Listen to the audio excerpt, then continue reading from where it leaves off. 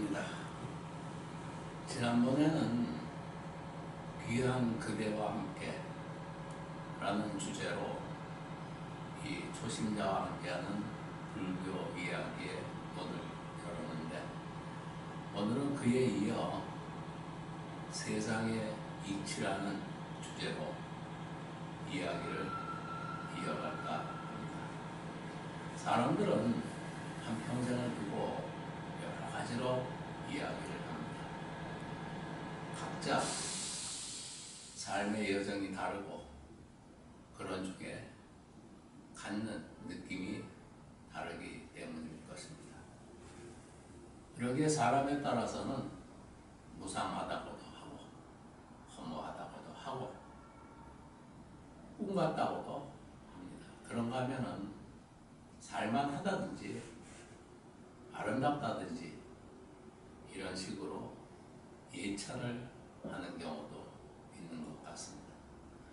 어떻게 표현하든 나름대로는 다 일리 있는 말일 것입니다. 중국에 가보면은 중국 사천성의 성도라는 곳에 가면은 그 중국의 유명한 시인 두보가 머물던 곳이 있습니다. 거기를 지금 어떤 두보를 기리는 그 기념공원처럼 이렇게 이제 만들어 놨는데, 그곳에 대화당이라는 곳이 있습니다. 대화당. 이곳에 들어가 보면은 중국의 유명한 시인 12분의 상을 조성을 해서 모셔놨습니다. 근데 거기에 우리가 너무도 잘 아는 이백, 이태백, 그 다음에 두보 이런 상이 있는데, 중국에서는 이백은 시성이라고 부릅니다. 시선. 시의 신선이라는 얘기겠죠. 두보는 시성이라고 부릅니다. 위에 성인 성자 써서 이렇게 부르는데, 두보를 제가 본 적은 없지만 거기에 이제 조각되어 있는 상으로 보면은 두보는 뭔가 고뇌하는 모습이고 이백은 굉장히 낭만적인 모습으로 그렇게 보입니다.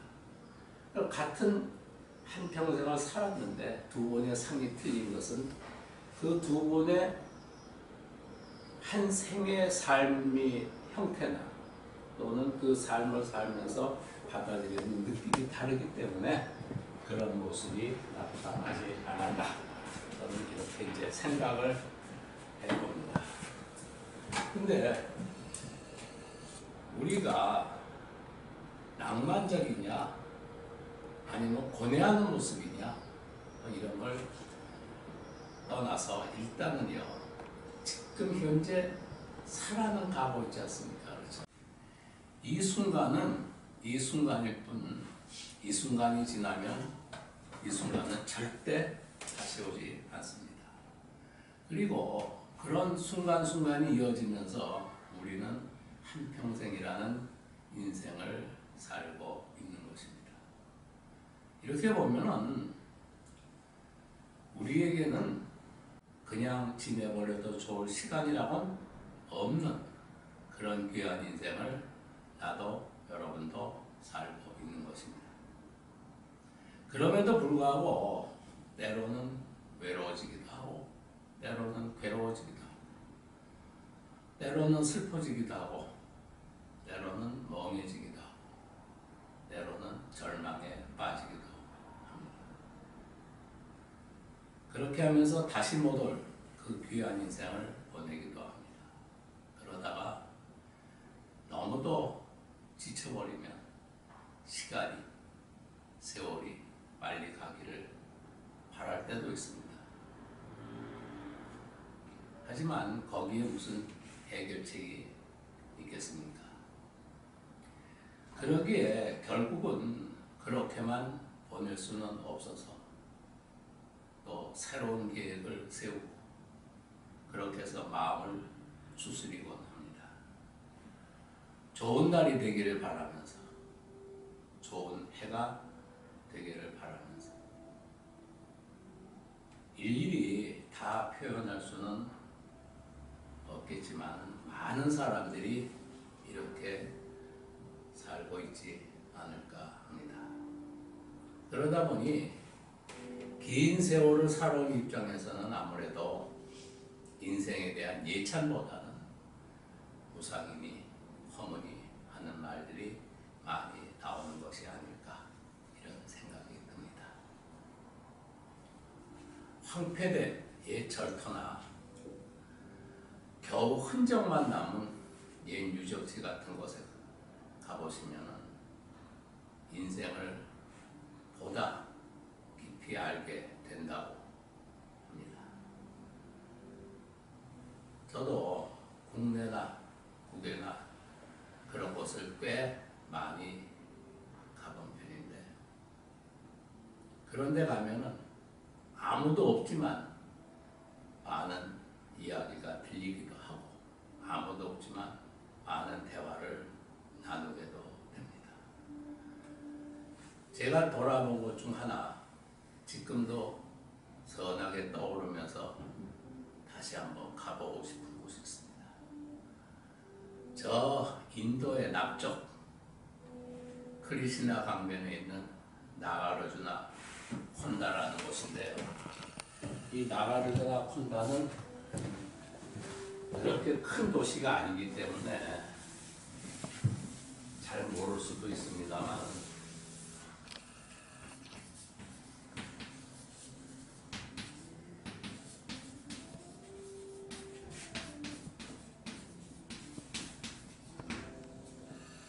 이 나가르주나는 우리가 불교에서 왜 용수보살하는 그분의 이름으로 저 용수입니다. 용수의 콘다나 언덕이라는 얘기. 그러니까 용수의 언덕이라는 뜻을 가진 이곳인데, 거기에 유적지는 크리시나강에 댐을 만들면서 수몰이 되기 때문에 그것을 그대로 그 언덕에 이제 옮겨 놓은 곳입니다. 그러니까 본래 유적지가 아니죠. 그곳이 두 군데 있는데, 거기를 제가 갔다가 참 많은 것을 느꼈습니다. 뭐 온전한 것은 하나도 없습니다. 그냥 여기가 이렇다 하는 정도가 그냥 눈에 보이는 것이 전부 다 그냥 이 흩어진 그 서편들, 그러니까 이 어떤 건물이나 어떤 탑의 그 일부 대충 이런 것이 있는데, 참 거기 가면은 많은 것을 생각을 하게 했습니다. 그래서 지금도 한번 다시 가보고 싶은 그런 곳이 됐습니다. 여러분도 언젠가 인연이 되면은 좀 먼 길이지만 한번 가보셨으면 하는 것이 제 바람입니다. 자, 다시 돌아왔어요. 어쨌든 지금 이 순간에도 사람들 중에는 괴롭고 싶지 않지만은 괴로운 사람도 있을 것입니다. 슬프고 싶지 않지만 슬픈 사람도 있을 것입니다. 누가 이런 것을 원할 일은 없겠지만, 또 이렇게 살고 싶은 사람이 있을 리도 없지만 현실은 그렇습니다. 그런데 생각대로 바람대로 된다면 무슨 근심 걱정이 있겠습니까만, 문제는 그렇게 되지 않는 데에 있습니다.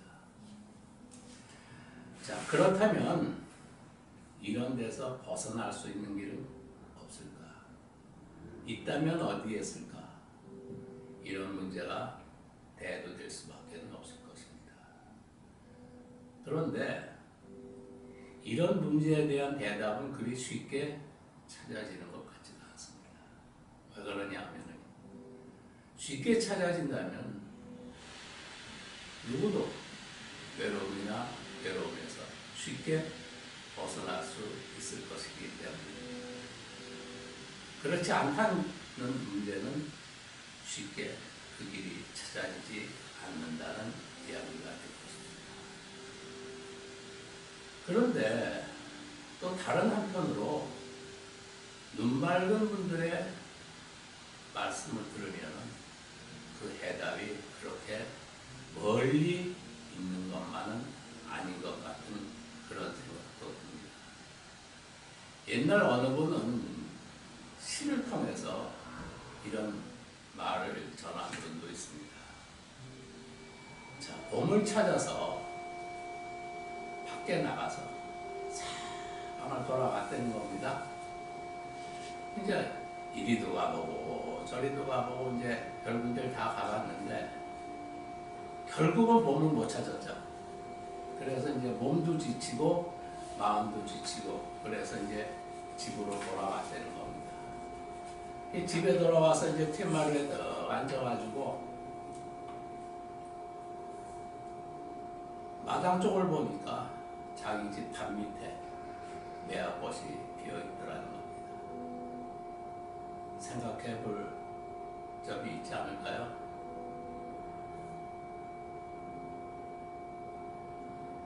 자, 어느 누구도 세상 밖에 세상과 별개로 존재할 수 있는 사람은 없습니다.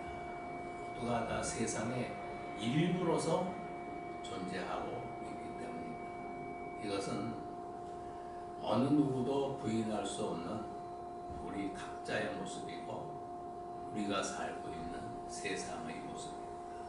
그렇게 나를 빼놓고 세상이 어디에 따로 있는 것이 아니고 여러분 각자를 빼놓고 세상이 어디 따로 있는 것도 아닙니다. 이렇게 보면은 나도 여러분도 그 누구도 세상과 함께하며 세상과 똑같은 하나의 이치로 존재하고 있는 것이 틀림없습니다. 자, 그런데 세상에는 그런 세상의 이치 같은 것은 아예 관심도 없고 그저 좀 더 잘 살고자 하는 욕망에만 사로잡혀 동분서주하는 사람도 있는 것 같고 또 자기만의 판단으로 이렇게 하면 될 것 같기도 하고 저렇게 하면 될 것 같기도 해요. 그래서 이리저리 바쁘게 쫓아다니는 사람도 있는 것 같습니다. 하지만 세상의 이치는 세상의 이치일 뿐입니다. 누군가의 생각대로 되거나 누군가의 바람대로 되는 그런 것이 아닙니다. 아무리 말아도 겨울에 언 땅에는 싹이 돋아나지 않습니다. 봄이와 녹은 땅에는 바라지 않아도 싹이 돋아납니다. 싹은 싹날 때 나는 것입니다. 세상의 이치는 그런 것입니다. 누구 좋으라고 내리는 비도 없고 누구 싫으라고 내리는 비도 없습니다. 수목이 우거지고 맑은 물이 흐르는 자연으로 나타나는 모습은 깨끗하고 아름답습니다. 괴로움이나 슬픔에 젖어 나타나는 중생의 모습은 불쌍합니다. 헛된 욕망에 사로잡혀 나타나는 중생의 모습은 추합니다. 그러하니 우리 각자 나름대로 깨끗하고 아름다운 모습, 아름다운 세계를 나타낸다면 이 세상 전체가 깨끗하고 아름답지 않겠습니까?